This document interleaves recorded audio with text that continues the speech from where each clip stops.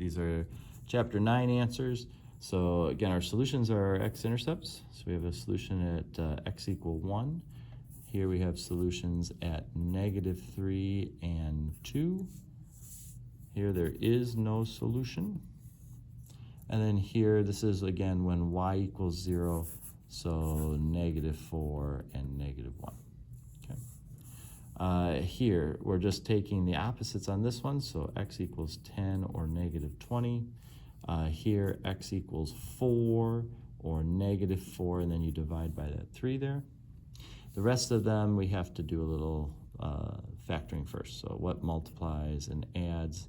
So this would be 16 and 2. So x equals -16, -2 for that. For this one here, we're going to subtract the 15, put it over here first. So plus x minus 15 equals 0.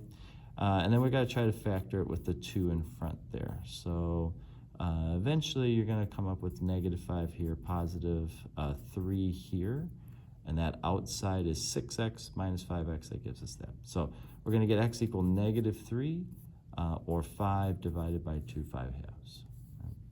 This one factors into x plus 1, so x equals -1. And then this one, we have it already factored out, so take the opposite of that, divided by what's in front, and 8/3 is our answer there. All right, on this section here, we're using square roots. So x equals the square root of 256, which I believe is 16. Let's just check to make sure. Yeah. And remember, we put that positive or negative in front of it there. Okay. Here, if I try to take the square root, I'm taking the square root of negative. That's a no-go, so no solution for that. Okay. Here, if you take the square root, you get x equal positive or negative 0.5. Here we want to divide by 12 first, so go 300 divided by 12, we'll get 25. Then take the square root, x equals positive or -5. Here divide by -2 first, we get x squared equals 18, so x equals positive or negative square root of 18, or positive or negative 4.24, whichever one you'd rather there. This one here, we're going to subtract 8 first. 2x squared equals 4, divide by 2, x squared equals 2, and then we're going to take the square root. So if you take the square root there, x equals positive or negative square root of 2, or positive or negative 1.41, whichever one you prefer. Okay. Now for this one here, they want us to identify a, b, and c first. So a is 2, b is 9, c is 7. We're going to do the discriminant, so 9 squared minus 4 times 2 times 7. And if you do that, 81 minus 56, we get 24, so that means there's 2 solutions. Now they want us to find the solutions, so we go -9 plus or minus the square root of 24. We already did this part, right? Don't have to do it again.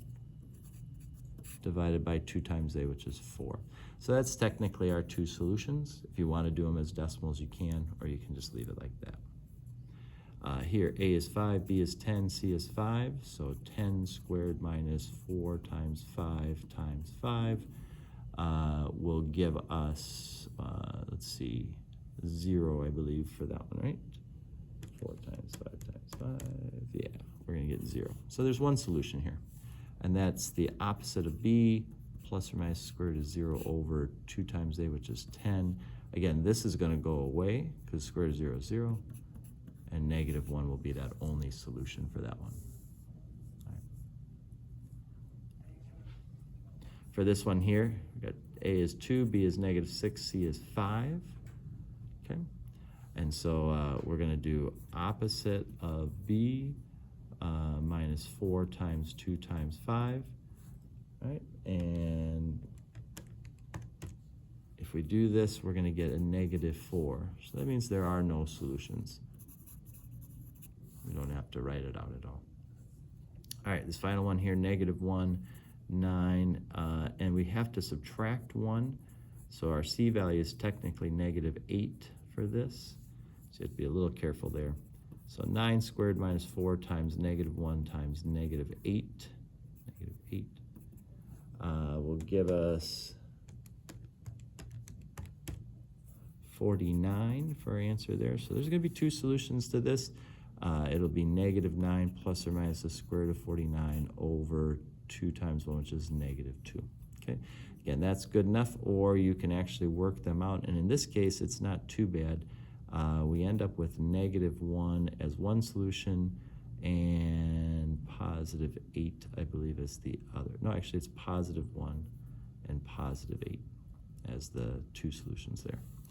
All right, but again, you can leave it like that. That's fine.